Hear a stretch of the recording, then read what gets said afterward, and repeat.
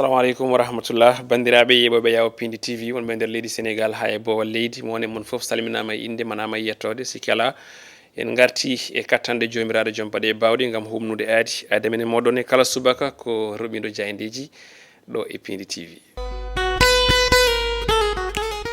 hande ko aljuma sappo e joyi lewru mars tan ujunnaje ɗiɗi e nogas e nayyi ko nden garɗen tigui yettinde on ɗon aadi puɗɗortoɗen ko jayde vox populi ɗe ganduɗa jayɗeɗe kala hande garti koye gaccirgol Ousmane Sonko e Bassirou Diomaye Faye nden jayde vox populi noon wi koɓe keeɓi gartam walla ni ɓe keeɓi guel mabɓe e nder on loi amnesty gotaɗo ko ɓoyani koye nder leydi men Sénégal Sonko e Diomaye noon ne wayno tan keeɓi wellitare on tuma noon ɓe mbi ko ɗum campagne dans la sortie de prison on campagne woni ko waɗa e jaltal mabɓe ngal ɗon kaso ɓe kolliti won noon on ɗon caravane juɗɗo tawi noon ko gaccirgol on ɗon Ousmane Sonko e Bassirou Diomaye Faye on caravane ni mo ganduɗa e jamma hanki ko jenggi ɗo e wuuro lamorgo ngo Dakar tawi inde nde ko wotere ko Diomaye moye Sonko ne wayno noon Dakar eko takki eko taari manam Dakar e banlieue muɗum kala gummima to moni foof wonno yeehi tawoyi guila to Cap Manuel ha yetti toon to cité Keur Gorgui gam weltorade gaccirgol ɓe leader mumen ɗiɗo woni Ousmane Sonko e Bassirou Diomaye Faye ene wayno noon janenkoɓe mbi ko Bassirou Diomaye Faye adi yaltude Ousmane Sonko noon yaltoy ko hedde sanga 2 heures du matin walla 2 heures caggal muɗum kono kanko tawtoraka e nder on ɗon convoi janenkoɓe mbi ene wayno tan Ousmane Sonko wonno koye hôtel goto en place ɗo e wuuro lamorgo ngo Dakar kamɓe ɗiɗo kala noon ne wayno tan ɓe paɗa réaction ngaji mabɓe woni tan konnguli mabɓe ne paɗa hande e oɗo aljuma tawi noon komaɓe kuccit e jayndeji leydi ndi. jayde les échos e oɗo subaka hande kam ne arti on ɗon fanno ɓe mbi ko nde ɓe jalte kaso jaltal kaso Ousmane Sonko e Bassirou Diomaye Faye ɓe mbi ko Dakar ne wayno tan weltanima ɓeɗon ko konnguli ɗiɗo tawate hen ko weltare kono kadi ko libération woni wellitare tawi noon ko ɓen ɓe ganduɗa ko ɓen goni idolaji mabɓe ina hen Ousmane Sonko ko sukaɓe rewɓe kañumen tigui ne wayno tan gaari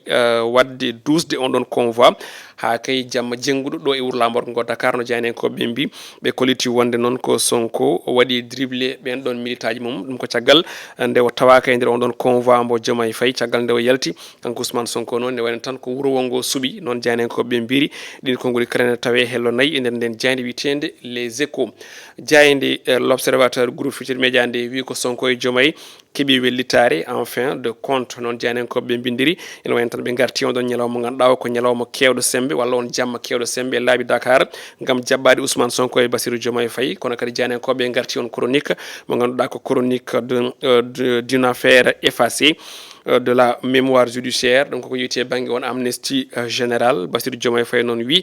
maɓe jokku nden ɗon haareɗe ɗum ko konnguli ɗi o adi sudde hanki e yesso ɓen ɗon arnoɓe jaɓɓade mum no jiiɗon e ngal natal on ɗon wutte junggo e ɓernde kono kadi e drapeau Sénégal gam hollirde weltare makko e jaltugol makko e kaso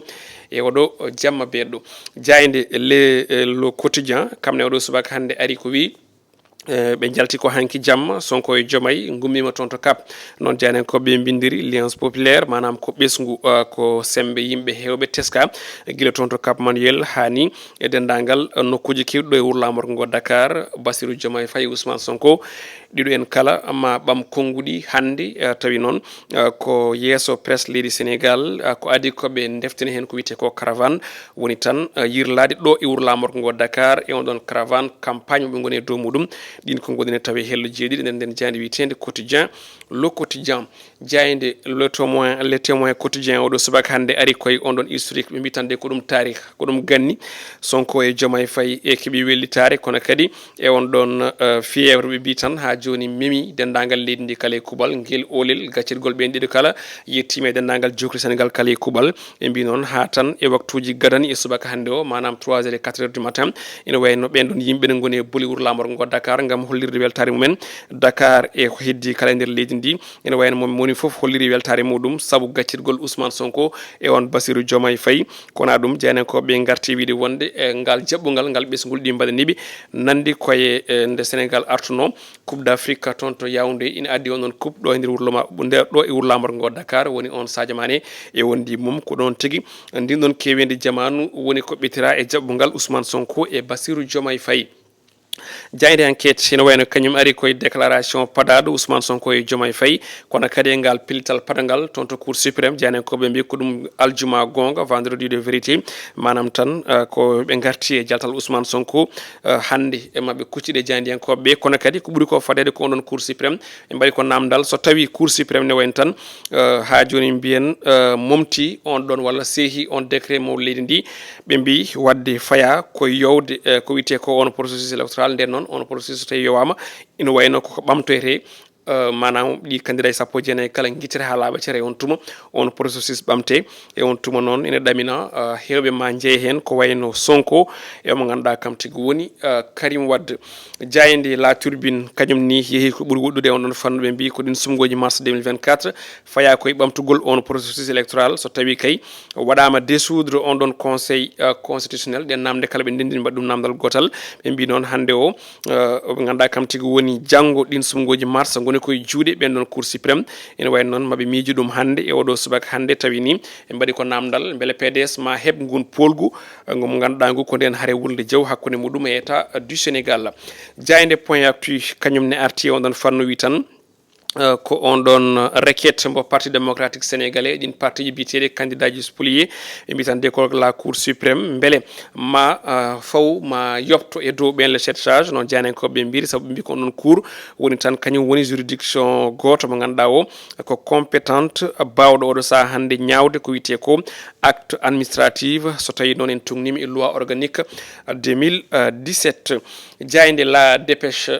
républicaine arti hen wi tan de ko on ɗon morosiste de la campagne électorale manam tan ɗin kuluhuli sikki saka hande woni heddi e koye ɓe ganduɗa kañumen goni wonɓe e nder leydi ndi ene mbaɗa candidat ene ƴama ene mbaɗa campagne mbiyen ne ƴama les follamu sumgoji 2024 tawi ko 24 mars ɓe mbi ko ɗin candidat ji hande de inana jowi walla ene paadi ngal ɗon pilital ngal cour suprême jogoro ƴettude e subaka hande o hollide wonde tan ina wayno ɗin candidat ji hayso tawi ne goɗɗi Dakar hakkillaji ɗi e ɓerɗe kala nana ga e cour suprême poɗɗo wadde institué ko yiwti ko e on ɗon requête mbo ɗin candidat ji spolié e wondude e ɓen coalition walla ɓen parti démocratique sénégalais jayde record ko ɗon garaten ko yiwti ko e jeeɗe coftal balli Saudi Pro League Al Ahli mbo Edouard Mendy e Al Nasr mbo Sadio Mané ko hande sanga 19h janen ko ɓe mbi ko face à face Mendy e Sadio ɓe mbi noon ene wayno tan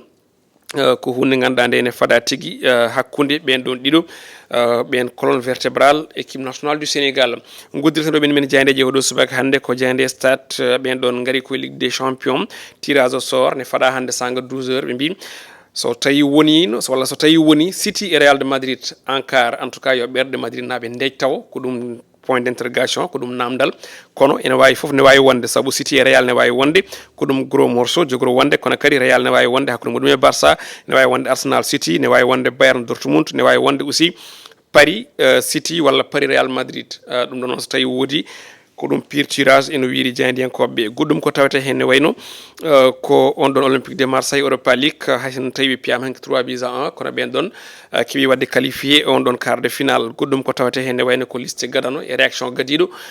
caggal échec CAN 2023 Aliou Cissé ne wayno tan ɓe mbi ko séance d' explication e oɗo subaka hande jogori waɗande Sénégal nabɓe équipe nationale o noon ene wayno ɓe mbi ko Youssouf Sabaly waɗi retraité international kono kadi 3 nouveaux arrive dans le tanière noon janenkoɓe ɓe mbi ene hen ni ene sikka Amara Diouf mo ganduɗa ko suka tokoso mo duuɓi 15 e lebbi seeɗa jogorno dede e oɗo équipe nationale du Sénégal ko ɗo wuddira bino men jaydeje oɗo subaka hande joni joni o en dokkirat information mo ganduɗa ko information phare goɗɗo ko padaɗo ene gasa ɗo e hirde ma bandiraɓe gandu ko kewi hen information goɗɗo kam